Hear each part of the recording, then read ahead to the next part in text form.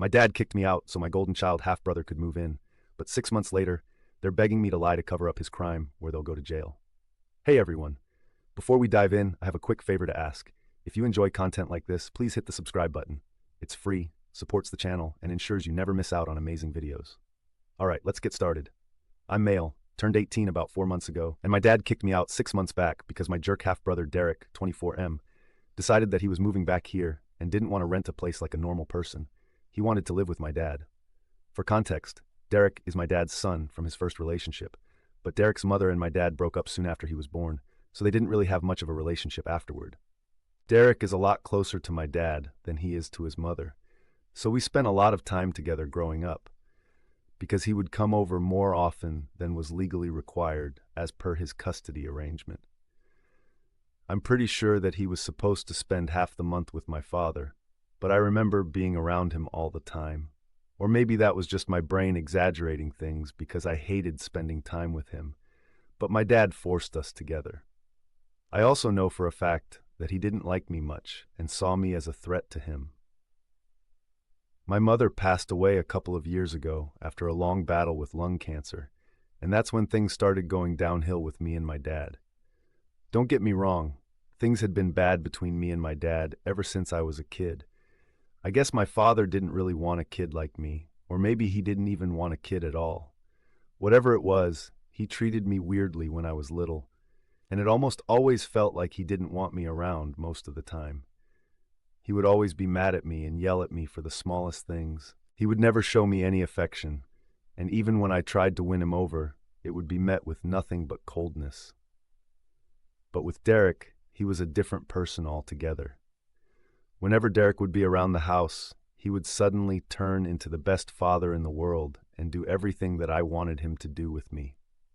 He forced him and I to spend time together, even though both of us had made it very clear that we didn't like each other.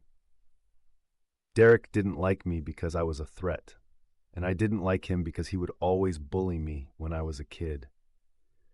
He would always try his best to lock horns with me and push me around all the time just because he could. He knew that he would get away with it too because my father would never say a word against him. Whenever I would complain to my dad about Derek being rough with me, he would tell me to suck it up and deal with it, because that's apparently how boys were supposed to play, and he didn't want me to grow up and be a pansy. And I thought that's what my father wanted from me, so eventually I learned to suck it up and just let it happen. I would never fight back because I didn't want to piss my dad off. And I knew that fighting with Derek was one sure-shot way of having him yell at me. It didn't even matter if Derek was screwing things up for me or not. If I fought with him, I was always the one in the wrong. My dad never cared about the story. Whatever happened, I was the bad guy. It was pretty obvious that he had a favorite, and it wasn't me. Not even for a second did he find it weird that Derek was picking on me, even though I was a full 6 years younger than him. Then slowly he started changing his ways of bullying me because physically hitting me wasn't cutting it anymore. He was also growing up, so when he started high school, he switched to bullying me with his friends instead. Before that, school had been my safe place because I was still in elementary school when he was in middle school, and we had different buildings, so he couldn't get to me there. But once I started middle school, we were in the same building, and he and his friends were ganging up on me and making fun of me all the time. They would even spread stupid, nasty rumors about me, like I was apparently mentally challenged, and all the seniors knew that I was Derek's idiotic little younger brother. I'm not even kidding. That's exactly what they used to call me. They would even call me slurs, and it really made things difficult for me, because when kids start middle school, they start caring more about their reputation. So now even the friends that I had from elementary school wouldn't speak to me because I was not cool enough to hang out with anyone. It wasn't until Derek graduated that I finally had the school to myself and could exist in peace. I did have a couple of friends, but most people just believed them, and I would let them get away with it because I was so exhausted from putting up a fight all the time that I couldn't even bear to argue. At home, things were just as bad as ever, because Derek and my father would never pass up on an opportunity to put me down and make me feel like an idiot. And the funniest part was that I wasn't even an idiot. I had pretty decent grades and I was great at science and stuff. But my dad and Derek didn't care about that. Derek was a football player, and the cherry on top of that, he was actually a pretty great student as well. So you guys can imagine how bad things must have been for me at home.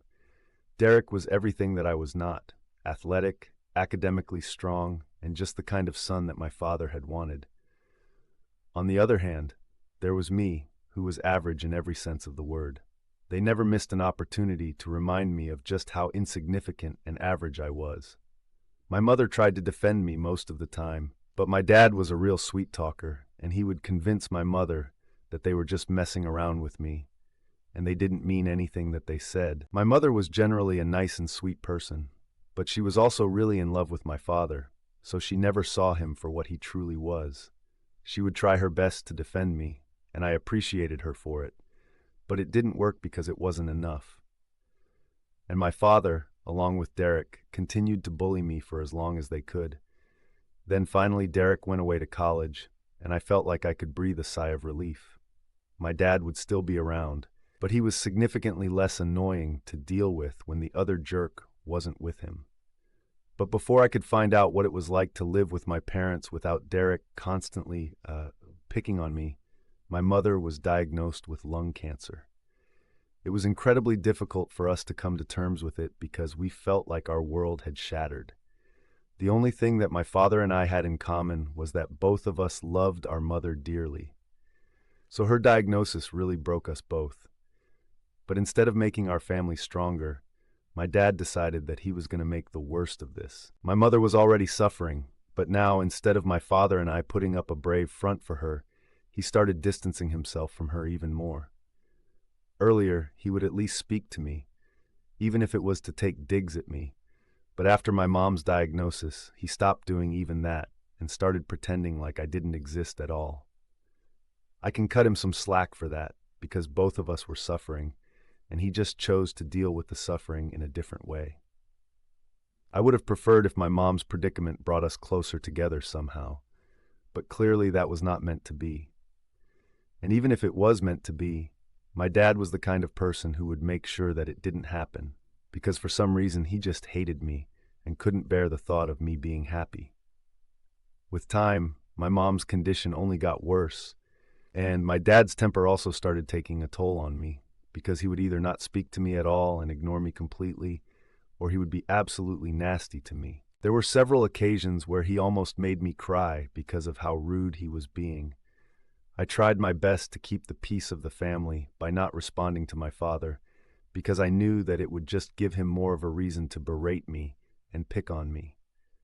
For the years that my mother was sick, whenever Derek would come back home from college, he would lay off of me, and I appreciated that. He would not be nice to me, but he would at least be human, and that's more than what I could ask for. Things were bad when my mother was still around, but after she passed away, I went from the frying pan into the fire. For the first couple of months after my mother's passing, things were really quiet around the house, and by that I mean that I would do all the work while my dad was just unresponsive. He would function. He would go to work, come back, and have dinner and stuff, but nothing else. I was kind of concerned for him, and I contacted my grandparents several times to tell them that I thought my father was probably depressed, but they didn't take me seriously. They either didn't care enough about their son to check up on him after the funeral, or they just didn't like me, just like my father, and didn't want to do as I said. But after a few months had passed, my father started coming to his normal self. Unfortunately, that also included binge drinking and making me feel like crap about myself yet again. He would constantly order me to do stuff around the house, and it was really tiring because not only was I going to school, but I was also doing all the work around the house, which my mother used to do earlier. Even when she was sick, my dad and I would manage to get all the work done, but after her passing, all that responsibility came to me. I couldn't even protest because if I did, my father would tell me that I wasn't bringing home any money, so this was the least that I could do to live here. It was really insulting, but I had nowhere else to go, so I just had to suck it up and deal with it. For the longest time, the only thing that I was looking forward to was going to college, because that would mean that I would finally be rid of my father and I wouldn't have to come back home anyway. I didn't even consider this place home anymore because once my mom was gone, it stopped being home for me. Now, I could have moved out and started living with my mom's parents after her, but they live really far away and I still had a year of school left, so that was not an option for me. But then a couple of months ago, when my father found out that his golden child would be coming back home, he kicked me out anyway, and I ended up moving to live with my grandparents. Derek had moved out for college a couple of years ago, but he hadn't returned to live here after that. After he had graduated, he got a job there and decided to stay because his girlfriend wanted to stay there and make a life for themselves away from home. So Derek decided to stay there with her and would only come back for the holidays occasionally. About 2 years ago, he got married to his girlfriend because she was pregnant. They had just graduated when they found out, and it seemed like pretty perfect timing, so they decided to get hitched. I was invited to the wedding, surprisingly, and just for that one day, he did not terrorize me. My mother was also present there in spite of her condition because even though he didn't like me, everybody liked my mom. And he wasn't particularly close to his own mother since she was kind of a bad mom. And I'm saying this because she was the kind of mother who just didn't care about their kid or having a relationship with their child. The woman was already in her 4th marriage by the time Derek got married, and it honestly appeared to me that her goal in life was to be rich. She worked and earned her own money, no doubt, but that was at the cost of her relationship with her son. I guess that explains why Derek was so attached to our father. He pretty much only had one parent who cared about him, and of course he didn't want to share that parent with me. Anyway, Dad got married, and soon after he had a kid as well. They have been living happily there for the past 2 years, but I don't know why. For some reason, 6 months ago, they decided to move back. My dad just informed me about it like 2 weeks before Derek was supposed to come home. He was really smug about it as well. He sat me down one day and told me that I needed to find a place to live because Derek would be coming back home and I had to give up my room. We had 3 bedrooms, so I asked him why they couldn't just use the guest room. He told me that Derek and his wife were going to live in the guest room and they were going to use my room as the nursery. It was apparently imperative that I leave the house because I was already enough since I was going to be an adult in just a few months. I thought it was really unnecessary and selfish of my father to demand that I leave the house altogether just because he wanted to move back here with his family. I tried to fight with my father, but there was no talking to him because he had already made up his mind. He told me that I had 2 weeks to clear out, and after that, if I didn't leave, then he would call the cops on me. Now, I am aware that there must have been some legal way to fight this and prevent it from happening, but at the time, it didn't occur to me, and I was really panic-stricken because I didn't trust my father, and I knew that he was fully capable of kicking me out without notice. So I started rushing to find a place for myself, but eventually I settled on moving in with my grandparents. I had avoided doing that so far because they lived so far away, and I still had to go to school. But at the time, I just didn't have any other options. There were just a couple of weeks of high school left at that point anyway, so I was willing to take that risk. Within days, I had moved out because I didn't want to be there when Derek came back home with his wife and child. My father didn't seem to care when I moved out, and didn't even say goodbye to me the day that I had packed up and was leaving with the movers. My grandparents had come all the way to pick me up in their truck, and they had half a mind to tear into my father, but I told them not to do it because it just wasn't worth the drama. 6 months have passed since that day, and I have been living with my grandparents. I haven't been in touch with my father ever since he kicked me out, and I didn't plan on getting back in touch with him either. I was supposed to start college in a couple of weeks, and that was already going to be taken care of. I had literally no incentive to speak to my dad or Derek ever again. But unfortunately, they were the ones who had to reach out to me because something had happened, and they now needed me to bail them out.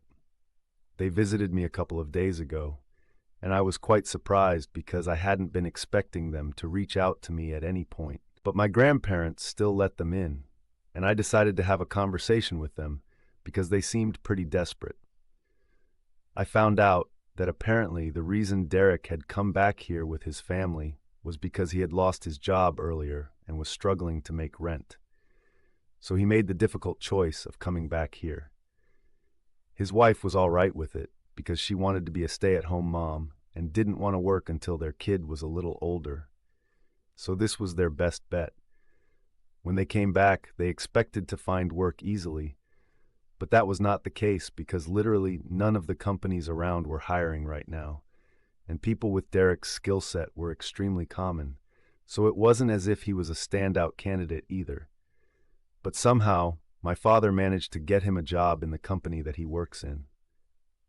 Neither of them was happy about it because it paid a little less than what Derek used to make before. But that was all they had, so they had to make the best of their situation. But as it turns out, Derek had been stealing from the company for a couple of months now, and it had finally come to light a few weeks ago. Now my father and Derek are both in trouble because their employers think that they were in cahoots and are threatening to file a lawsuit against them if they don't return the money soon enough.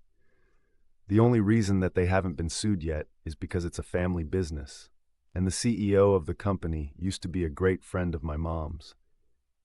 It's only out of respect for her that he hasn't filed a lawsuit against them yet for embezzlement, but he's not going to hold out for longer. My father and Derek wanted me to help them out. They wanted me to claim that they needed the money for my college fund, which is why they had been stealing and that it was not for their own personal gain. My father believed that this would make him take it easy on us and buy them some time to return the money. They would still get fired, but at least they wouldn't end up going to prison because of this. They were counting on me to help them out and paint the perfect picture of being a poor little victim. I couldn't believe that they had the audacity to ask something like this of me after the way they had treated me their entire life.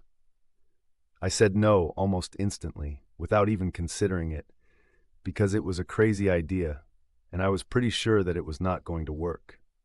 Their plan was simply ridiculous, and I didn't want to be a part of it.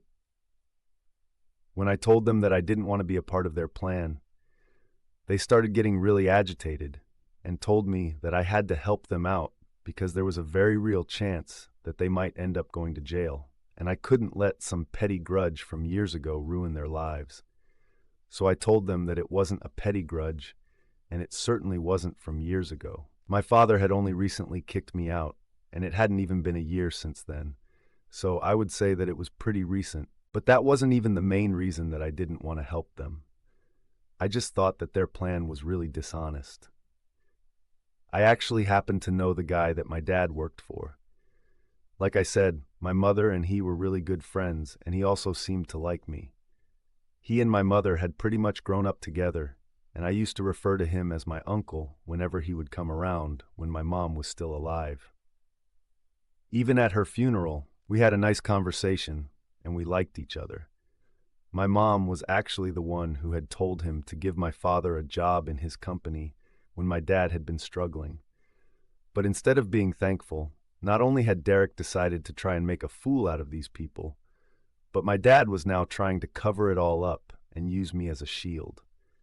I thought that it was really low, and I couldn't in good conscience be a part of this. So I told them that it would be in their best interest if they just tried to pay off whatever amount they had stolen, instead of trying to cover it up with more lies and stuff, because I wasn't going to be on their side here. They might end up going to jail if they tried to fool him again. In fact, they should even have been grateful that they were being given a chance to pay that money off and get out of this without a lawsuit that they would most definitely lose, and that would ruin their future, because they would definitely go to jail for it.